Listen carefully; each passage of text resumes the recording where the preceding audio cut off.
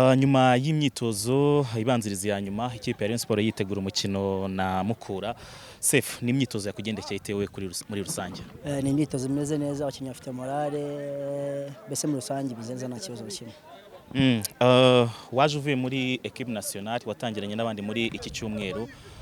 Ni imyitozo usobanurira abantu ute nyuma yo kuva muri equipe nationale wasanze hari icyumweru kimwe bariho imbere yawe, wasanze bameze batewe muri rusange? Nasanze bameze neza, ntabwo bigeze bahagarika imyitozo. Nasanze ritime imeze neza, bari kwitegura neza. Aka kanya babonye ko ikiruhuko karabafashije kuko hari abo tutatangiranye batari bari fit, ariko ubu ngubu urabona ko hari impinduka zabaye. Ndakeka ko mu minsi iri imbere abakinnyi batari bameze neza ubu ngubu bazaba bameze neza kurushaho. Ariko Sefu, wowe si inshuro ya mbere muri Rayon Sports, uzi Rayon Sports y'ibihe bitandukanye, itwara igikombe cya shampiyona, itaragitwaye, zose wari uri kumwe nazo. Itangiriro yabiri kuri 6 usobanura ute, ifite effect kuri shampiyona yose? Ntabwo navuga ko ifite effect kuri shampiyona yose, ariko hari icyo bivuze. Urumva nakinye muri Rayon Sports, ubu n'ubwa kane nari nyigarutsemo, ariko buriya kugira ngo tware igikombe ugomba gutangira neza, ariko iyo habaye amakosa uyigiraho.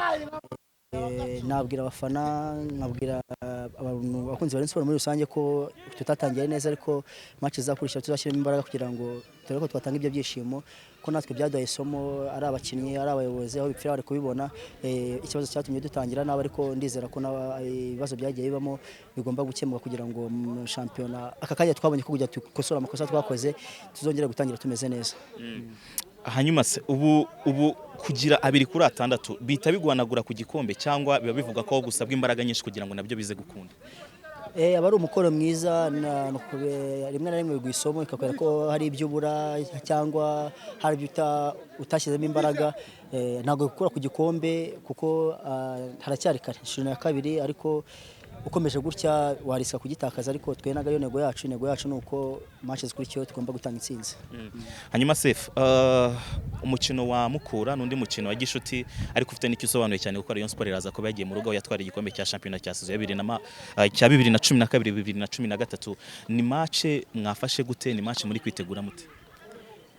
Urumva nta kintu barayitubwiraho twebwe, ariko batubwiye ko ari match kuko ni match Rayon Sports, kandi match y'amateka, ari match ifite ibintu byinshi isobanuye kuri Rayon Sports. Tugomba gushyiramo imbaraga, ariko hano nta kintu baritubwira. Hari abakinnyi b'abanyamahanga batazi ibyo ari byo, urumva no kubasobanurira kugira ngo bagende baza agaciro ka match n'amateka ya equipe bajemo. Ikibazo cya nyuma ku mugoroba cyari 1-1, abasore mwabanye muri camp. Comment yawe ni iyi ku myitwarire ya equipe nationale, by'umwihariko abasore babiri musanzwe mukina hano mu ikipe ya Rayon Sports babanje mu kibuga bakagira na match nziza kuri ya 1-1? Nabaha felicitation kuko nanabibabwiye ko twari turi kumwe nabo nabasha gukomezanya nabo, ariko resultat babonye ntabwo ari resultat mbi. Ni umukoro mwiza kugira ngo match ya Nigeria bafite ko ari match ikomeye cyane. Rero umwitozo utegura match ya Nigeria, ndakeka ko Kigali bazatanga ibyo batanze kurusha match ya Libya. Urakoze cyane Sefu, kandi imyiteguro myiza ya match ya Mukura. Murakoze cyane nawe.